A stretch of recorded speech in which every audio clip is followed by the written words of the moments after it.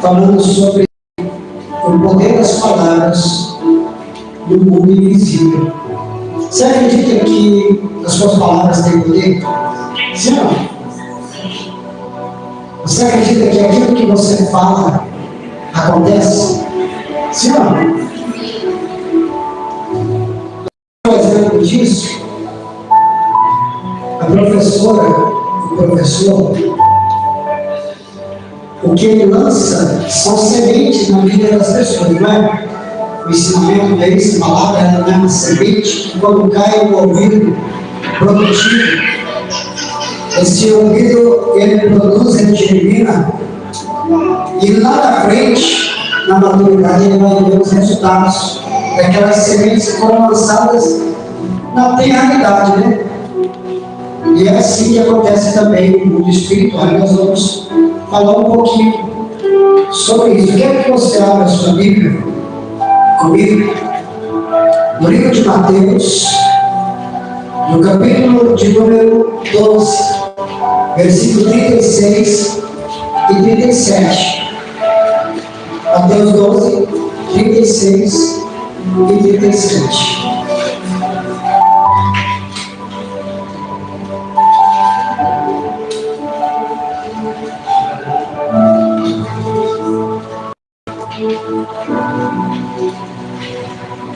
Amém? Mateus 12, 36 e 37. Diz assim: mas eu vos digo que de toda palavra frívola que falarem os homens, dela darão conta no dia do juízo. Porque por suas palavras serás justificado, e por suas palavras serás quê? Vamos repetir novamente? Ele diz assim: mas eu vos digo que de toda palavra frívola que falarem os homens, dela darão conta no dia do julgamento, ou do juízo.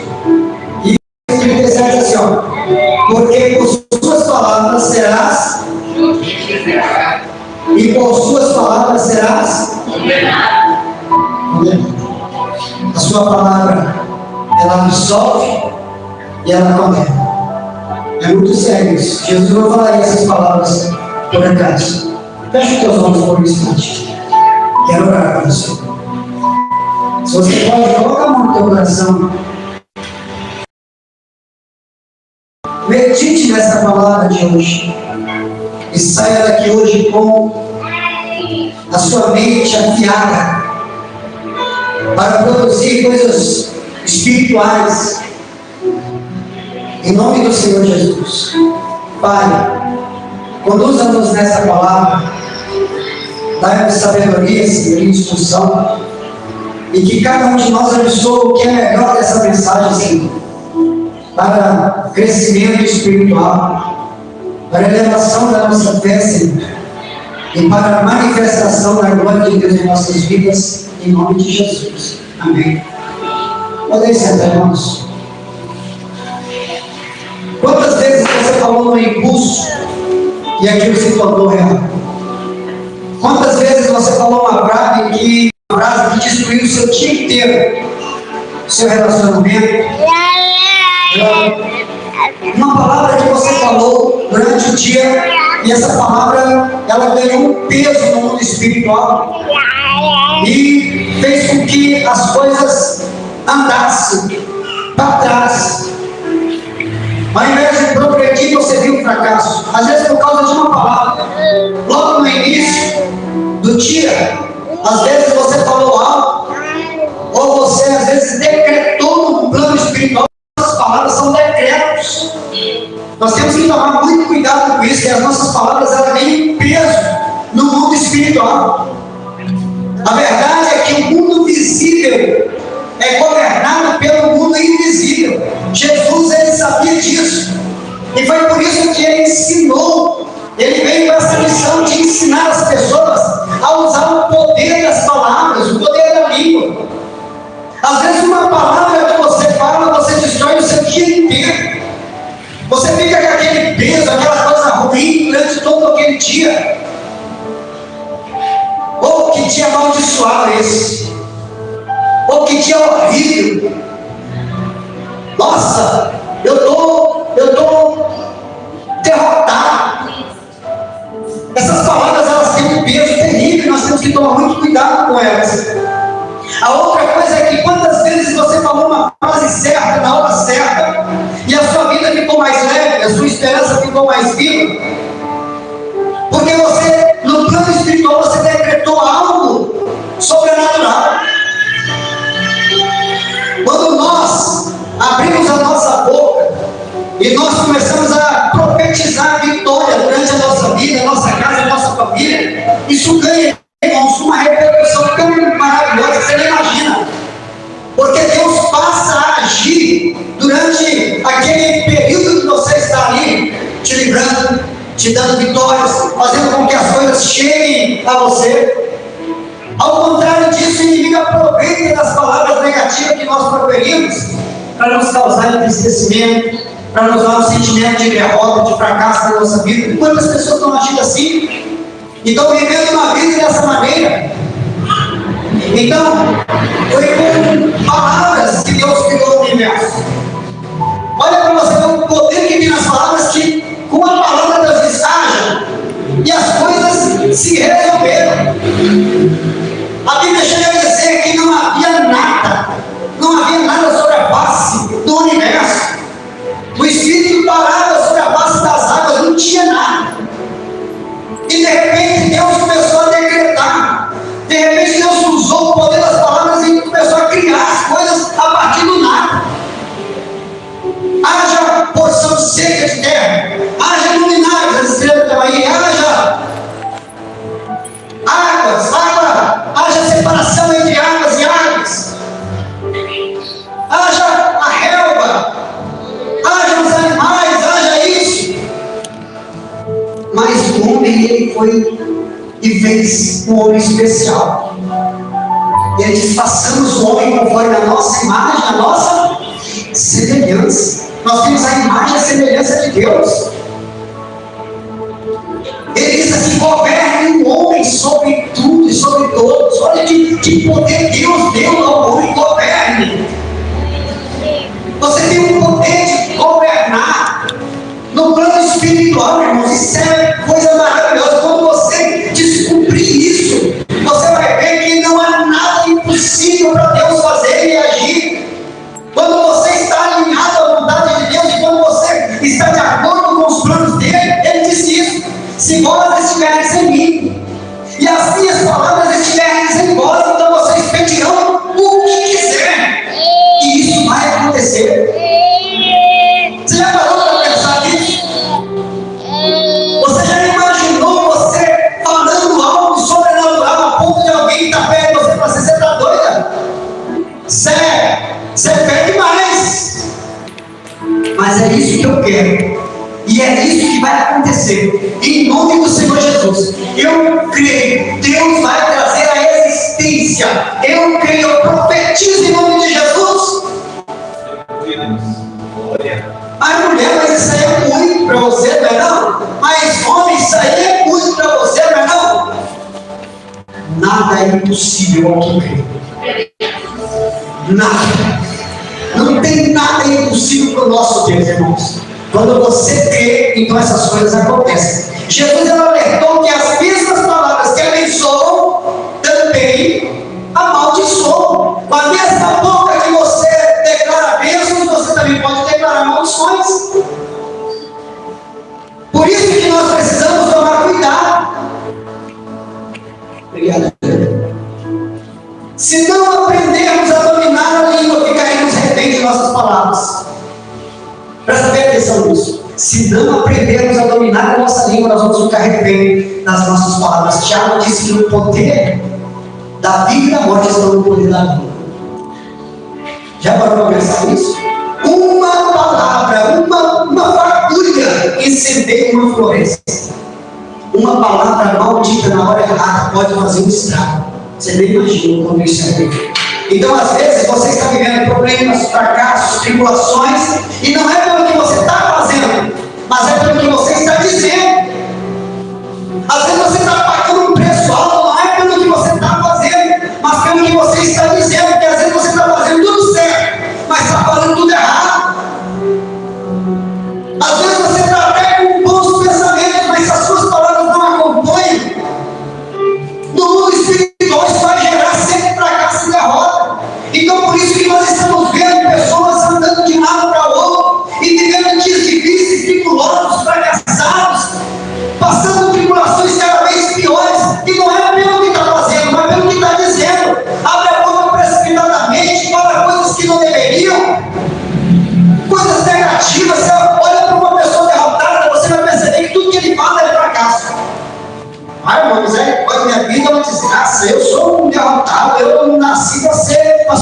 mesmo, nada dá certo para mim, tudo que eu coloco a mão dá errado, tudo que eu começo eu não dou continuidade, eu sou uma aberração da natureza, eu não deveria nem ter nascido. Quantas pessoas, às vezes, ele desfia, às vezes, um rosário de desgraça na vida dele, porque as palavras dele são pesadas e sempre negativas, e você vai olhar a condição dele é sempre de fracasso. Olha a diferença com uma pessoa que, mesmo passando por tribulações e por tentação, diz assim: não, vai dar tudo certo.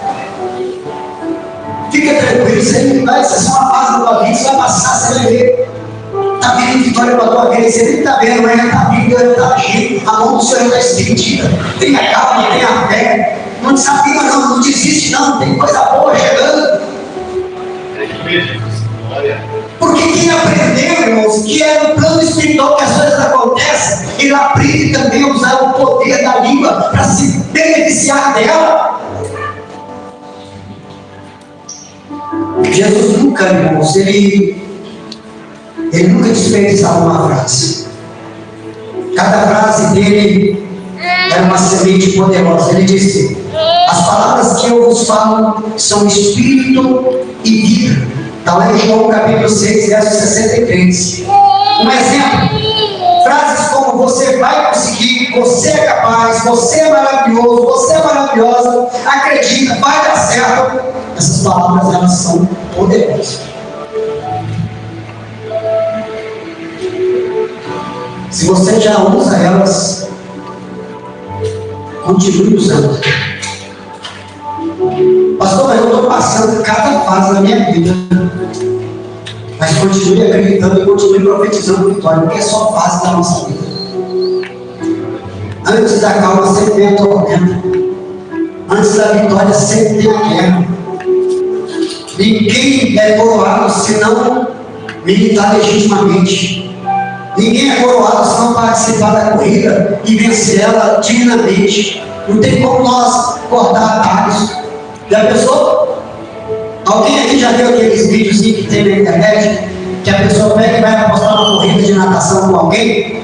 Já viu? Aí ela fica assim e fala assim: ó, nós vamos, quem chegar primeiro do lado de lá, e Mercúrio, não pode tirar a cabeça fora da água, é o ganhador. Aí a pessoa pula, aí a outra sai correndo na margem da piscina, e lá na frente ela entra e abaixa e ganha. Já viram esses vídeos assim? Tem muito na internet. Vamos apostar, vamos. O outro pula, mergulha, vai legitimamente. O outro corre pela margem assim, pulou lá na frente e ganhou. Eu cheguei primeiro, mas não foi legitimamente. Quantos estão tentando burlar as leis? Quantos estão tentando burlar as coisas? Tentando se beneficiar de alguma forma e só está dando errado. Segue o passo a passo de Jesus que a vitória vai vir. Segue o processo direitinho e deixa Deus conduzir a coisa. Mas o processo de Deus é doloroso, mas é o melhor que tem para nós. O processo de Deus é mais longo, mas é o melhor para nós. A Bíblia fala que José, ele teve um sonho, e um sonho de liderança. Quem lembra? Ele sonhava que ele ia liderar a família, ele ia ser o maior entre os familiares dele, e ele também iria governar. Ele viu numa visão, num sonho, que o sol, a lua e 11 estrelas se inclinavam diante dele. Foi um sonho profético. Foi um sonho que Deus deu a ele, que queria fazer dele um grande líder. Mas, para ele chegar até a liderança, ele teve que enfrentar o quê? A escravidão, ser vendido como escravo. Ele teve que passar pela humilhação de ser preso injustamente, por uma falsa denúncia, foi preso injustamente. Ele teve que passar por momentos muito difíceis da vida dele. Alguém teria desistido.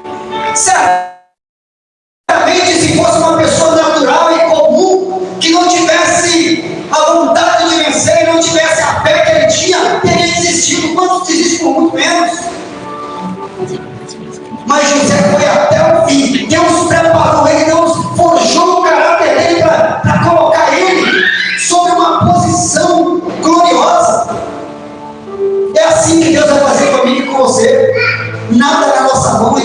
privilegiado, irmãos. Tu tem um preço.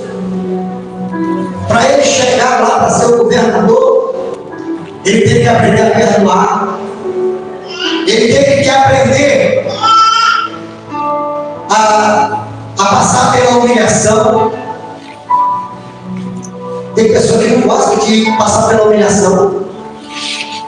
Não gosta, às vezes, de passar pelas tribulações. Mas só tem vitória quem vai até o final.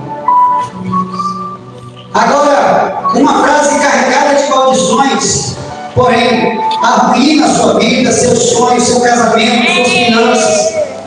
É assim que as palavras se manifestam no mundo invisível. Jesus disse, olha só, Provérbios capítulo 18, verso 20: do fruto da boca se farta o vento. Olha só o que ele está dizendo. Provérbios capítulo 18, verso 20. Eu quero até ler aqui o versículo todo, para os irmãos verem. Diz assim, ó: do fruto da boca do homem se encherá o seu vento, ficará saciado do fruto dos seus lábios. A vida e a morte estão no poder da língua, e os que a amam comerão do seu fruto. Está vendo quando a nossa boca ela é uma ferramenta poderosa, tanto para o bem quanto para o mal? Jesus ele está dizendo: o que sai da tua boca volta para a sua vida. Se você diz, eu não consigo, eu sou um fracassado, minha vida é uma droga, isso vira um decreto no mundo espiritual. E a Bíblia disse aqui no livro de Mateus, que nós tomamos como meditação dessa noite, Mateus 18, 36: toda palavra frívola que o homem proferir dará conta no juízo. Ou seja, pelas palavras seremos justificados e pelas palavras também seremos condenados. Se nós fizermos uma reflexão do que sai da nossa boca durante todo o dia, se nós fizermos uma reflexão das palavras que nós lançamos no mundo espiritual, a gente vai perceber que às vezes nós lançamos mais palavras ruins do que boas. Nós falamos mais coisas desnecessárias do que coisas aproveitosas. É verdade, irmão? Mas nós não fomos criados para falar coisas negativas, não. Nós temos que acreditar no impossível. Toda coisa que você profetiza dá certo.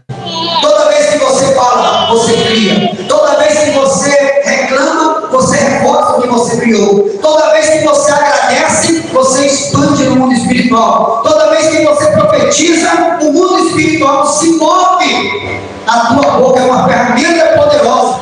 Jesus disse o quê? Em Filipenses 4,13: posso todas as coisas naquele que me fortalece. Eu vou comprar um carro do ano, você não pode. Eu vou comprar minha casa, você não pode. Eu vou mudar de emprego, você não pode. Eu vou ter um salário abençoado, você não pode. Você já parou para perceber que às vezes nós temos a fé, mas as nossas palavras não acompanham? A nossa ação não acompanha? A nossa atitude não acompanha? Porque o mundo espiritual vai produzir aquilo que você crê, o que você fala, e aquilo se manifesta quando você age. Não adianta também você só falar, cruzar os braços e esperar acontecer. Por que chama oração? O que significa a palavra oração? Olha só, orar e ação. Orar e agir. Não adianta só orar se você não agir. Você precisa agir, ter atitude para que essas coisas aconteçam. Então toda vez que você fala, você cria. Toda vez que você reclama, você reforça o que você criou. Toda vez que você agradece, você expande no mundo espiritual. Toda vez que você profetiza, o mundo espiritual se move. Então a tua boca é uma ferramenta poderosa. E Jesus disse aqui: posso todas as coisas naquele que me fortalece. Eu creio que vai dar certo, em nome de Jesus. Veja bem, quando Jesus dizia para um paralítico: levanta-te, as pernas obedeciam. Sim ou não? O paralítico, na mente dele, ele nem alcançou aquela palavra, mas as pernas dele já estavam se movendo. Porque o poder da palavra de Jesus era algo tão poderoso que quando ele falava: levanta-te, as pernas respondiam. Lembra lá do paralítico lá da porta chamada Famosa?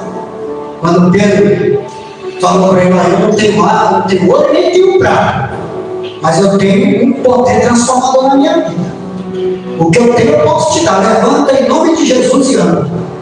A Bíblia fala que o paralítico não entendeu. Ele teve que pegar na mão dele, colocar ele de pé e falar: levanta, já está curado. Quando o leproso chegou perto de Jesus e disse: mestre, se o senhor quiser, o senhor pode me tornar limpo. Jesus disse ao senhor: eu quero, fica limpo. A lepra teve que se virar e desaparecer do corpo daquele homem leproso. Quando Jesus chegou diante do sepulcro de Lázaro, Jesus soltou uma palavra poderosa: Lázaro, vem para fora. A morte teve que se virar e voltar ao espírito da vida de Lázaro, e ele saiu dali com vida.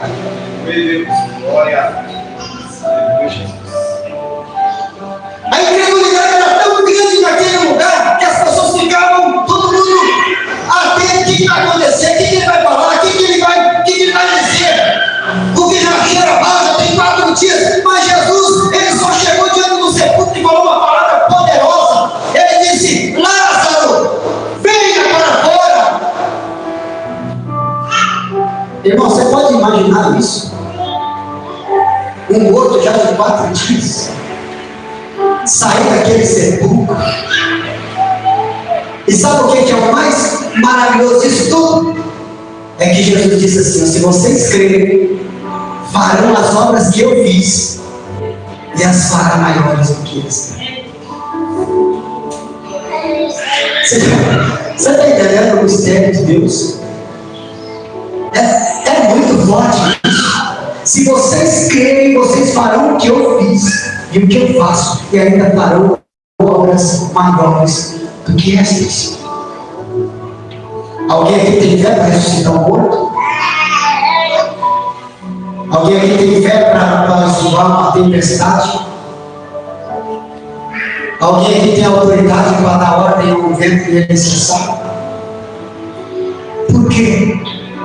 Se ele disse que se nós cremos, nós vamos fazer essas coisas, nós deixamos o medo. O mundo está preparado para colocar dúvida no nosso coração.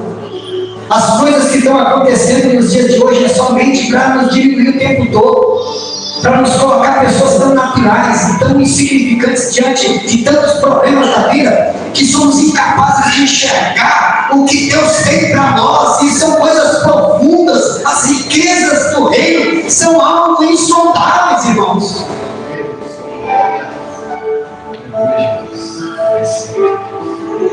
Toda vez que você fala, você cria no plano espiritual. Jesus dizia: levanta-te, e as pernas respondiam: ser limpo, e a doença desaparecia. Quando ele dizia: perdoados são os teus pecados, o passado ia embora. Jesus, ele antes de curar, ele sempre tratava da alma. Lembra do paralítico que foi baixado pelo telhado por 4 amigos? E Jesus olha para aquele paralítico, olha para aquela multidão, e Jesus, ao invés de dizer assim: levanta, anda, Jesus disse para aquele paralítico: filho, os teus pecados estão perdoados. Jesus não queria só curar a doença, Jesus queria curar a alma daquele homem. Jesus não queria dar a ele só a experiência da cura, Jesus queria dar a ele a experiência da vida eterna. E foi por isso que Jesus disse: perdoados estão os teus pecados. Só que do lado de tinha fariseus, tinha incrédulos, que começaram a pensar: por que ele está perdoando pecados? Quem ele pensa que é para perdoar pecados? Mas Jesus, que conhece o interior, Jesus que conhece os pensamentos do homem, Jesus então olha para aquela multidão e diz assim: qual é mais fácil dizer? Perdoados estão os pecados, ou dizer: levanta, toma o teu leito e anda? Mas para que vocês saibam que o Filho do Homem tem poder para perdoar pecados, ele também tem poder para curar. E Jesus olha para aquele paralítico e diz: filho, levanta, toma o teu leito e vai para a tua casa. Aquele paralítico se levantou e andou, porque ele obedeceu a palavra poderosa de Deus. Nós estamos perdendo a grande oportunidade, irmãos, de ver milagres acontecer através de nossas vidas. Nós temos que sair desse natural apenas e vivermos algo novo do Senhor, experimentarmos. Ele disse: se vocês pedirem, vocês receberão. Se vocês buscarem, vocês encontrarão. Se vocês baterem, as portas se abrirão para vocês. Pedem e vocês receberão. Em meu nome vocês expulsarão demônios. Em meu nome vocês farão milagres extraordinários. Em meu nome.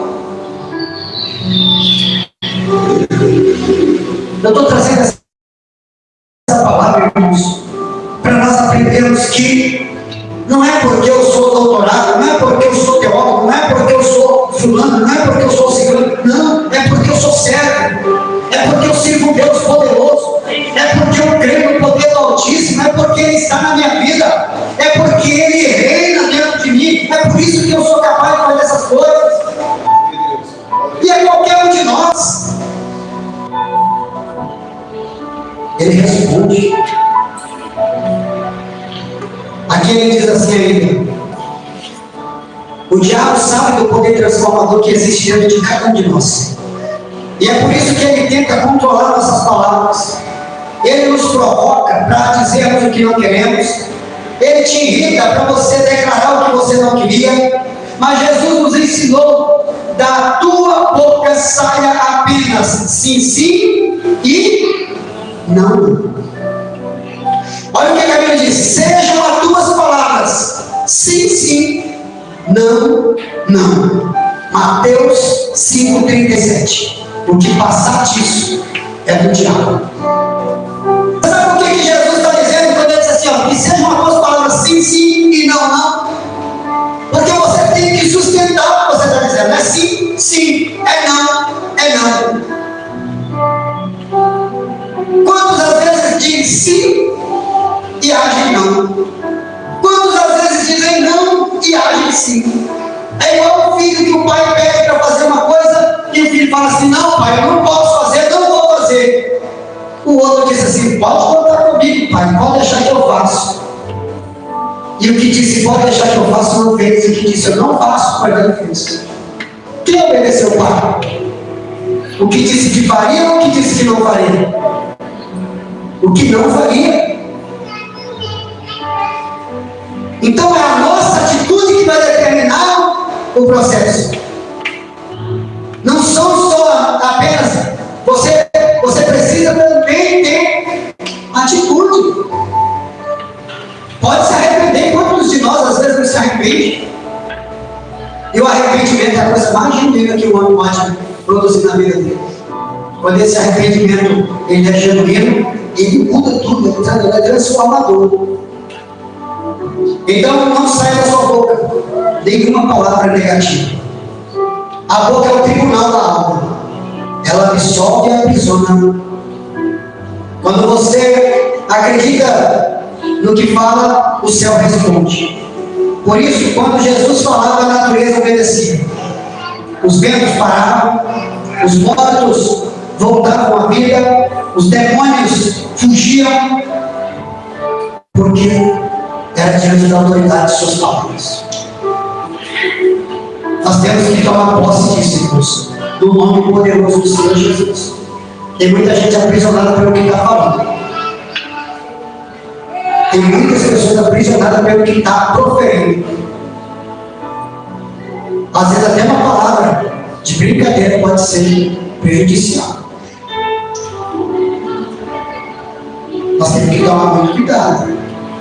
Tem muito casamento, tem muito emprego, tem muitas coisas ruins acontecendo, e você vai ver o que é a palavra, é o que está lançando. Te detesto, te odeio. Essas palavras são perigosas. Cuidado. Estou trazendo essa palavra para nós vigiar. Tomar muito cuidado, porque ele está dizendo que a boca é o tribunal da alma. Ela aprisiona e absolve. Jesus disse isso. Por ela nós seremos condenados e seremos também justificados naquele grande dia. E para nós concluir, eu quero mostrar para os irmãos o que acontece no plano espiritual quando você resolve acreditar naquilo que você professa. Porque tem pessoas que falam de Jesus, falam das grandezas de Jesus, mas na prática não tem nada disso. Mas quando você acredita no que você está falando, ou quando você fala no que você acredita, o mundo espiritual vai agir nisso. E nós temos vários exemplos, mas eu quero pegar 2 exemplos. Um exemplo de uma situação positiva e uma situação negativa. Nós temos na ação positiva aqui Sadraque, Mesaque e Abednego. Temos a história de Daniel também, mas não é bem o caso que eu quero mostrar para os irmãos. Por quê? Porque no caso de Daniel foi falsos amigos que tentaram parar a oração dele, tentaram parar a fé dele no que ele acreditava, se levantando contra ele e levantando calúnias contra Daniel. Foi lançado na cova dos leões e foi salvo por Deus, que enviou o seu anjo e deu vitória para ele. Mas eu quero falar sobre Sadraque, Mesaque e Abednego, que foram colocados diante de uma pena de morte. Você pode imaginar, a pena de morte mais dura que tinha na Babilônia naquele tempo era a fornalha de fogo. E esses 3 homens, eles foram provados. Deus permitiu esses homens serem provados. Mas a fé desses homens era tão grande que esses jovens disseram para o rei: fica sabendo, rei, que nós não vamos adorar a estátua, nós não vamos adorar os deuses, nós cremos no Deus de Israel, nós cremos no Deus Todo-Poderoso que criou os céus e a terra, e Ele vai nos livrar das 2 mãos e da fornalha. E se Ele não nos livrar, olha o que é a fé. E se Ele não nos livrar, nós sabemos em quem temos crido, sabemos para onde vamos. Você sabe para onde você vai? Você tem certeza da sua salvação? Você tem convicção do que você realmente professa diante dos homens? Porque é muito fácil eu falar aqui: quem quer ir para o céu? Todo mundo levanta a mão. Quem não quer? Mas para ir para o céu, nós vamos ter que morrer, sim ou não? Porque a carne e o sangue não herda o reino de Deus. Mas Sadraque, Mesaque e Abednego foram provados, e a prova deles foi dura. A gente, irmãos, passa uma lutinha, a gente passa uma tribulaçãozinha na vida e já começa a reclamar de tudo. É igual o povo no deserto. Não pode ficar um dia sem uma lá que já começa: mas é, eu não vou morrer de volta. Você tirou nós de lá para morrer aqui, por que deixar nós morrer lá? Lá pelo menos nós ia ser enterrado, aqui nós vamos ficar aqui com as aves comer. É assim ou não é? Mas a Bíblia Sagrada fala que esses homens, eles creram de uma fé tão sobrenatural, que quando o rei lançou eles na fornalha, olha para cá, eu não sei se vocês conseguem imaginar isso, mas imagina aqueles 3 homens com as mãos amarradas, sendo lançados dentro daquela fornalha. E quando eles caem dentro da fornalha, eles começam a passear de um lado para o outro dentro do fogo. Alguém consegue imaginar uma cena dessa?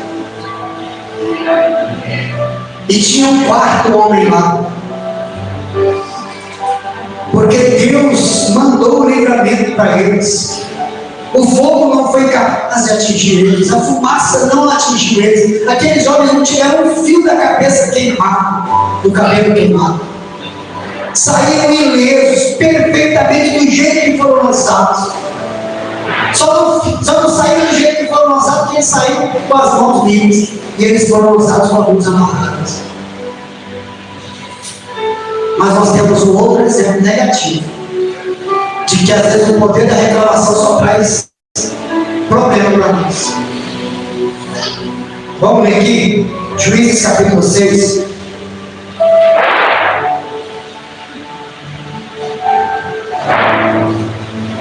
Juízes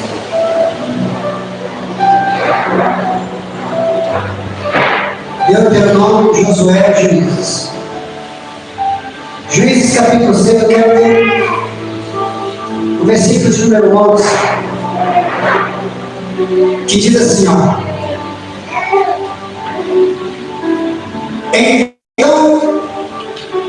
veio então o anjo do Senhor e se assentou debaixo do carvalho que está em Ofra, o qual pertencia a Joás, a Bizelita, e seu filho Gideão estava malhando trigo no lagar, para poder esconder dos midianitas.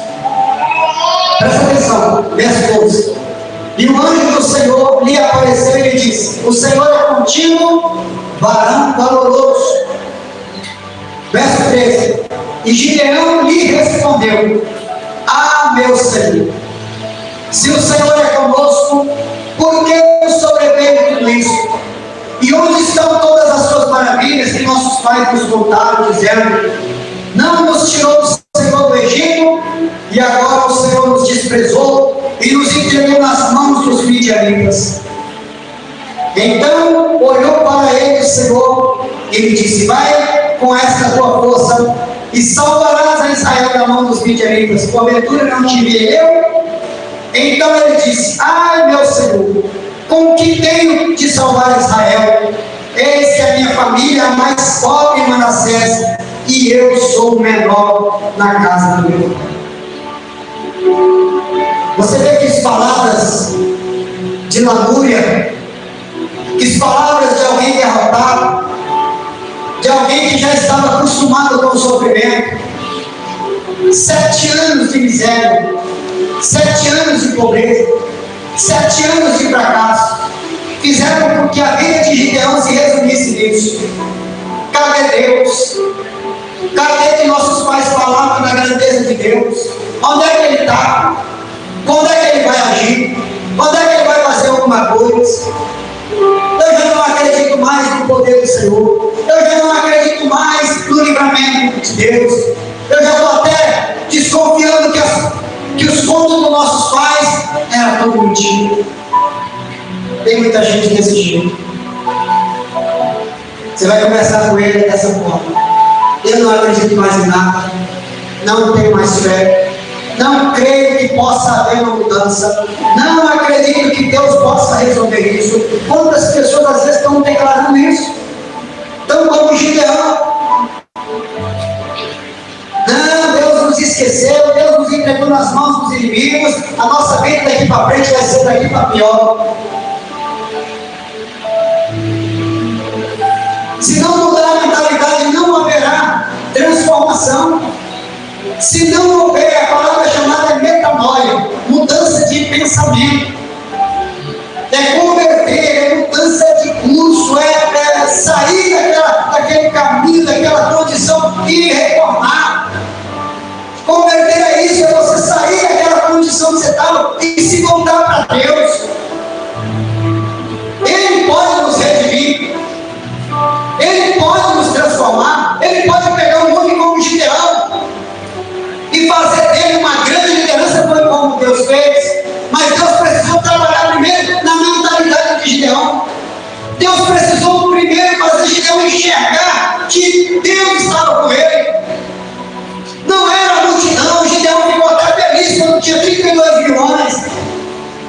Mas Deus disse: não, Gideão, 32 mil eu não vou dar livramento para vocês, não. Depois vocês vão dizer que foi a capacidade de vocês, a força de vocês.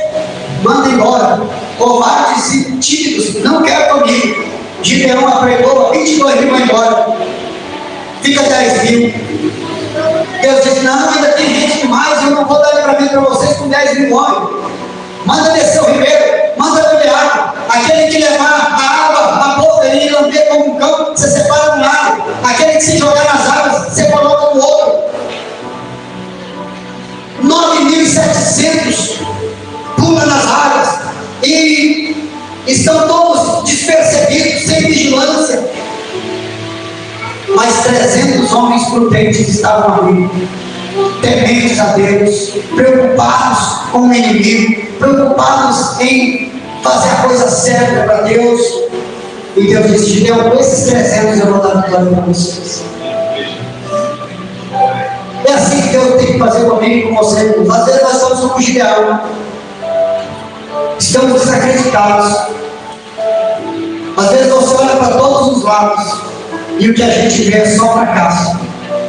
Você olha para todos os lados e o que você vê é só um cenário de destruição. Mas quando a nossa fé é mudada, quando nós passamos a enxergar Deus diferente, quando Gideão viu que Deus estava com ele teve fé, ele acreditou. Mas foi até no último momento. Deus mostrou que estava com ele na lã, fazendo a lã ficar seca e depois fazendo ficar molhada. Mesmo assim, Gideão ainda estava com medo. Deus precisou falar para ele assim: Gideão, pega o seu rosto pura, pega o jovem que está contigo aí e desça para arrear os inimigos. Eu vou provar para você que eu estou contigo, Gideão. E Gideão vai de madrugada no arraial com os inimigos, e os sentinelas estavam começando. E um dos sentinelas disse assim: eu tive um sonho. O sonho era meio esquisito e perturbador. Eu sonhava que um cesto estava sobre a nossa cabeça e vinham umas águas, umas coisas ruins começavam a acontecer. O outro pegou e disse assim: eu sei a interpretação desse sonho. Deus entregou todo o arraial na mão de Gideão. Olha a interpretação do outro. Deus entregou todo o arraial nas mãos de Gideão. Quando Gideão ouviu isso, ele subiu, preparou o coração do povo, disse assim: Deus está conosco e nos dará vitória. Separou 3 grupos de 100, com cântaros, com tochas e com buzina. Não tinha espada, não tinha arma, não tinha nada, só isso: cântaro, tocha e buzina. E a ordem era essa: quando eu der a ordem, vocês vão quebrar o cântaro e vocês vão levantar a tocha e vão tocar forte a buzina. E vocês vão começar a gritar, todos vocês, pelo Senhor e por Gideão, pelo Senhor e por Gideão. E nós vamos indo ao acampamento. De madrugada, todo mundo dormindo. Imagina, pegou todo o exército desprovido. E Gideão, com 300 homens, 100 do lado, 100 do outro, 100 do outro, cercou o arraial.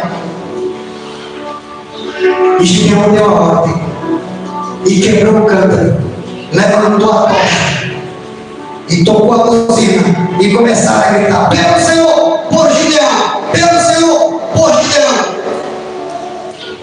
O exército se levantou, todos aterrorizados com medo, e um começou a matar o outro, pensando que era o exército inimigo, e eles não se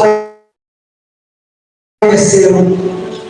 É assim que Deus faz quando Ele resolve agir nessa vida. Eu quero que você se coloque de pé.